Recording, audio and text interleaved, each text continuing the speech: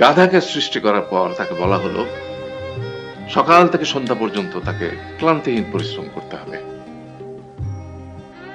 সারা জীবন তাকে পিঠে ভারী বোঝা বইতে হবে, খেতে পাবে শুধু ঘাস, আর তার মাথায় কোনো বুদ্ধি থাকবে না।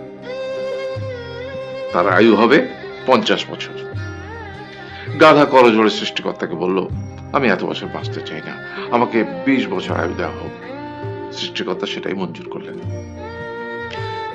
কুকুরকে যখন সৃষ্টি করা হলো তখন তাকে বলা হলো যে সে হবে মানুষের সবচেয়ে বড় বন্ধু, কিন্তু সে খাবে মানুষের উচ্ছিষ্ট, এবং তার আয়ু হবে 30 বছর।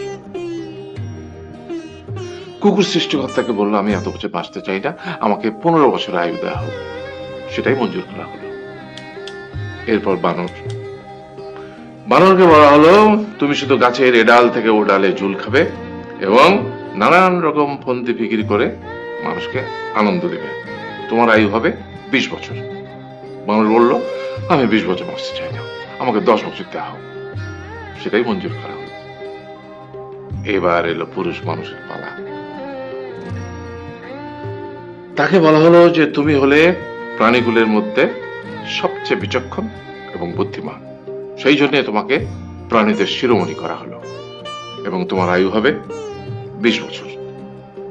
তখন পুরুষ মানুষ বলল, করজোড়ে বলল সৃষ্টিকর্তাকে যে 20 বছর আয়ু অত্যন্ত কম, হে প্রভু, আমাকে ওই গাধার সে যে 30 বছর আয়ু চায়নি সেটা আমাকে দেয়া হোক, ওই যে কুকুর 15 বছর ফিরিয়ে দিয়েছিল সেটাও আমাকে দেয়া হোক, আর যে বানর 10 বছর নেয়নি সেটাও আমাকে দেয়া হোক।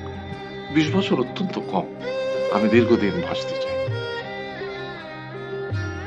সৃষ্টিকর্তা সেটাও মঞ্জুর করলেন। তারপর কি হলো?